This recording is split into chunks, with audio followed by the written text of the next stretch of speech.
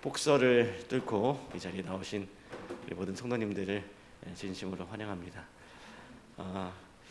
이렇게 눈이 많이 오고 이렇게 뭔가 좀 환경이 좀 열악해질 때면 피난처가 되시고 이렇게 그 가운데 우리 지키시는 그 하나님의 마음을 좀 떠올리게 되는 것 같습니다.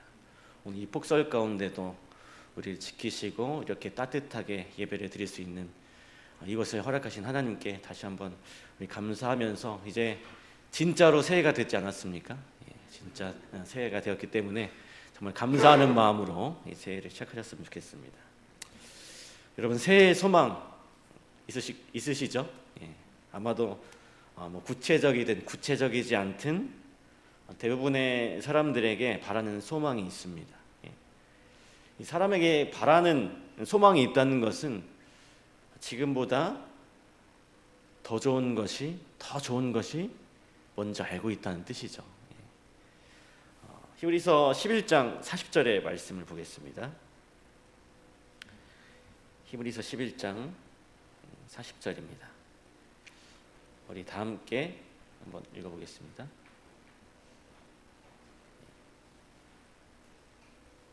히브리서 11장 40절 시작. 이는 하나님이 우리를 위하여 더 좋은 것을 예비하셨은즉 우리가 아니면 저희로 온전함을 이루지 못하게 하려 하심이라. 이 히브리서 11장 40절은 하나님께서 우리를 위해서 더 좋은 것을 준비하셨다라고 이렇게 말씀하고 있습니다.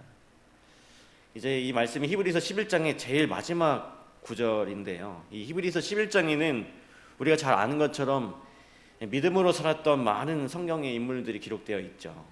그들은 하나님께서 그들을 위해 준비하신 더 좋은 것을 믿음으로 보고 살았습니다.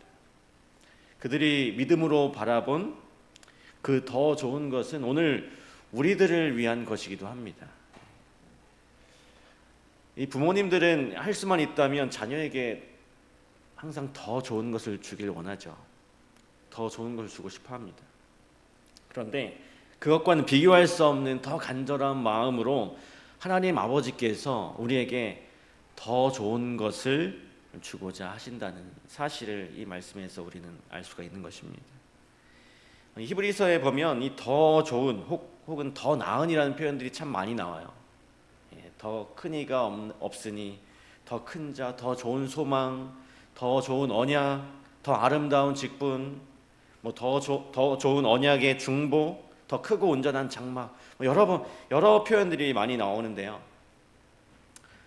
이 히브리서는 예루살렘이 멸망하기 전인 AD 60년대 초에 이 사도 바울에 의해서 기록되었습니다. 이 AD 70년 로마에 의해서 예루살렘과 이제 성전이 파괴될 때 이 유대인들의 이 절망이 참으로 클 것이었습니다. 하나님께서 그때를 대비해서 그들의 눈을 하늘로 향하게 하기 위해서 이 히브리서를 기록하셨던 것이었어요.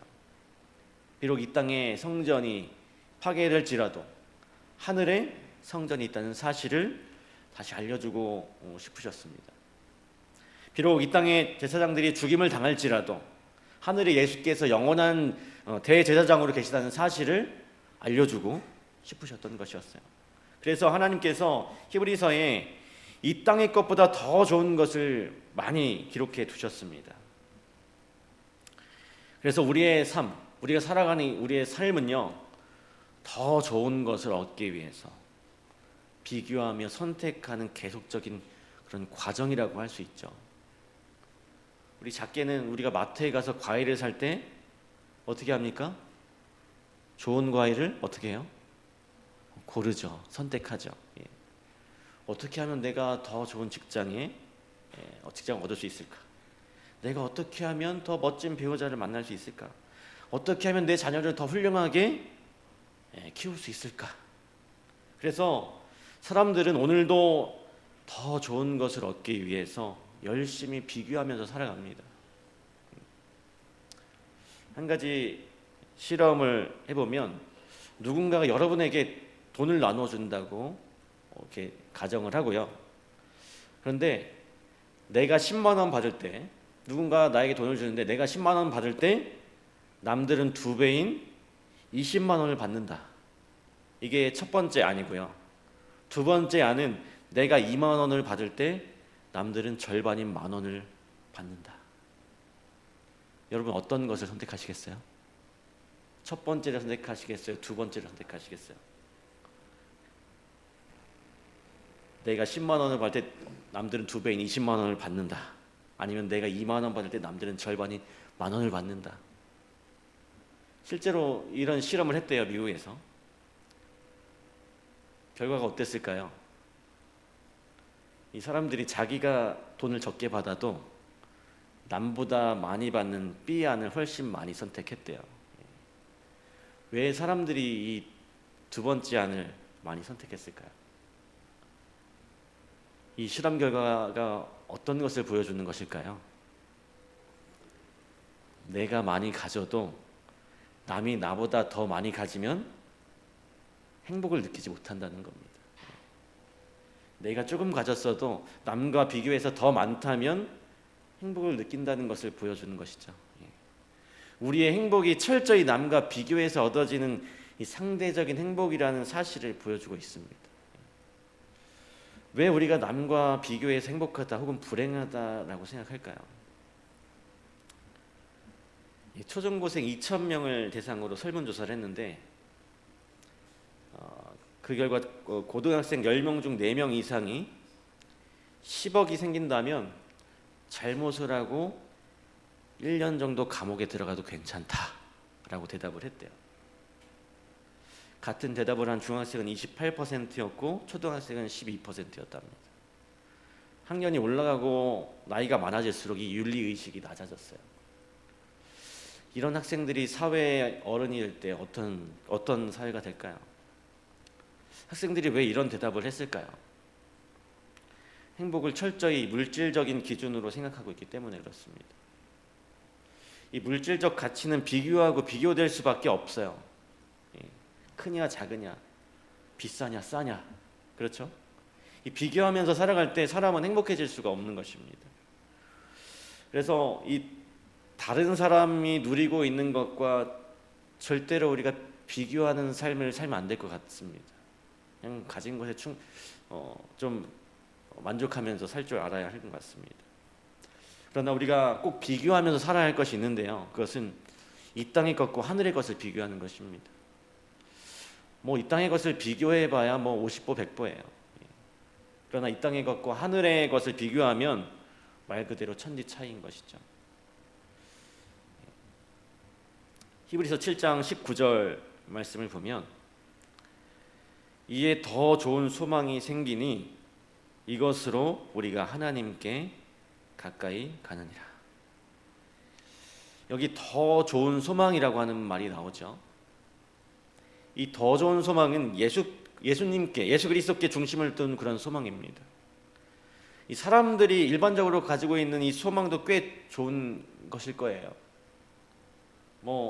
올해 다이어트를 해서 날씬한 몸매를 가져야지 하는 그런 소망도 괜찮고, 그런데 그것보다 더 좋은 소망을 가질 수 있다라고 하는 것이죠. 올해 좋은 학교에 들어가고 멋진 직장에 취직한다는 소망도 좋은 소망이지만 그것보다 더 나은 소망에 우리는 마음을 두어야 하는 것입니다. 이 생애의 빛에 보니까요, 이런 말씀이 있습니다. 하나님은 우리를 하늘 본향으로 돌아가게 하고자 하실 수 있는 일을 다 하고 계신다. 하나님은 우리를 하늘 본향으로 돌아가게 하고자 하실 수 있는 일을 다 하고 계신다라고 합니다. 오늘 우리 모두가 우리의 가정에서 또 일터에서 열심히 수고하게 될 것입니다. 그러나 가장 큰 수고는 우리를 하늘 본향으로 돌아가게 하려고 우리 삼위 하나님께서 하신다라고 하는 사실이에요. 우리 육신의 부모가 자녀에게 좋은 것을 주기 위해서 많은 수고를 합니다. 그러나 그것과는 비교할 수 없을 정도로 하나님께서는 우리를 하늘 본향으로 돌아가게 하시고자 하실 수 있는 일을 다 하신다는 사실을 우리는 잊지 말아야 하는 것입니다. 히브리서 11장 26절의 말씀에 그리스도를 위하여 받는 수모를 애굽의 모든 보화보다 더 큰 재물로 여겼으니 이는 상주심을 바라봄이라라고 했습니다. 이 원했다면 얻을 수 있었던 그 애굽의 보물을 모세는 원하지 않았습니다. 왜 그랬습니까? 그가 하나님이 주실 더 나은 이 보물, 더 좋은 보물을 바라보았기 때문이죠. 그것이 모세가 그리스도를 위해서 온갖 수모를 견딜 수 있었던 힘이었고 또 이유였던 것입니다. 오늘 하나님이 우리에게 주실 최고의 것은 아직 이르러 오지 않았어요. 모세가 바로 그것을 믿음으로 바라보고 살았습니다. 그것 때문에 정말로 귀하디 귀한 애굽의 보물을 귀하게 여기지 않았던 것이었어요. 오늘 우리 모두도 이 믿음으로 더 좋은 것, 하늘의 것을 끊임없이 바라보고 사는 그런 한 해가 되었으면 좋겠습니다. 미국의 이 지미 카터 대통령이 어린 시절에 이런 경험을 했다고 해요. 이 소년 지미 카터가 새들을 날아오르게 하고 총 한 발을 발사했는데 이제 새 한 마리가 떨어졌어요. 얼른 뛰어가서 그 총에 맞은 새를 살펴보았습니다. 그리고는 신이 나서 그 아버지한테 이 전리품을 자랑하기 위해서 달려갔어요. 예상대로 이 아버지의 칭찬이 쏟아졌고 이 소년 지미 카터는 너무 기뻤습니다. 그리고 잠시 후에 이 아버지가 물었어요. 지미야, 총은 어디 있니? 자기가 쏜 총을 너무 기쁜 나머지 그냥 새를 가져온 그 자리에 두고 온 것입니다. 올 한 해 우리 모두가 이 땅에 좋은 것을 얻기 위해서 하나님이 주시려는 이 더 좋은 것, 최고의 것을 잃어버리지 않았으면 좋겠습니다. 사람이 계속해서 이 땅이 아니라 하늘의 것에 소망을 두고 산다는 것은 우리가 영적으로 깨어있다는 그런 의미일 것입니다. 우리가 어떻게 영적으로 깨어있을 수 있을까요? 오늘 누가복음 22장 8절로 9절의 말씀은 이렇게 말합니다. 그 지역의 목자들이 밤에 밖에서 자기 양떼를 지키더니 주의 사자가 곁에 서고 주의 영광이 그들을 두루 비추매 크게 무서워하는지라. 예수님이 이 땅에 초림하셨을 때 대부분의 유대인들이 그분을 맞이하지 못했죠. 영적으로 자고 있었기 때문이었습니다. 그런데 그때 그들의 모습은 예수님이 재림하실 때의 재림신자의 모습을 똑같이 보여주고 있습니다. 이 구절에 예수님의 초림 때까지 깨어 있었던 사람들이 나오는데 누가 깨어 있었습니까? 이 베들레헴의 목자들이 깨어 있었어요. 그들은 왜 깨어 있었을까요? 성경은 양떼를 지키기 위해서 깨어 있었다라고 말씀합니다. 그들은 예수께서 탄생하시던 그 밤에 물리적으로 깨어 있었고 영적으로도 깨어 있었습니다. 예수님이 이 땅에 재림하실 때 어떻게 하면 깨어 있어서 예수님의 재림을 우리가 맞이할 수 있을까요? 이 목자들처럼 우리가 목자가 되면 됩니다. 돌보는 양이 있는 목자가 되면 사람이 깨어 있을 수 있는 것이죠. 어떤 사람이 지속적으로 성경 말씀을 볼까요? 바로 말씀을 읽고 공부해서 가르쳐야 할 양이 있는 목자는 말씀을 읽지 않을 수가 없는 것입니다. 이것이 좀 피곤할 수도 있고 귀찮을 수도 있어요. 그런데 그 피곤함과 그 귀찮음이 그 사람을 영적으로 깨어있게 만드는 것입니다.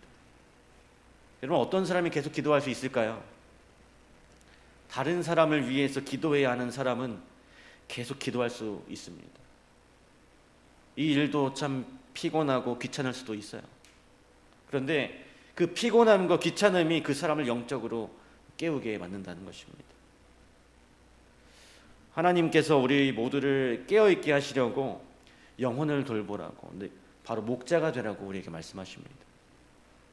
우리가 올 한 해 더 좋은 것, 이 하늘에 있는 것에 여러분의 마음을 끊임없이 두게 되길 간절히 바랍니다.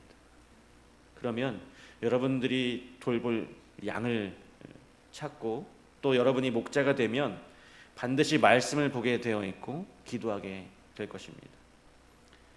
리뷰 앤 헤럴드 1908년 6월 25일자에 이런 말씀이 있습니다.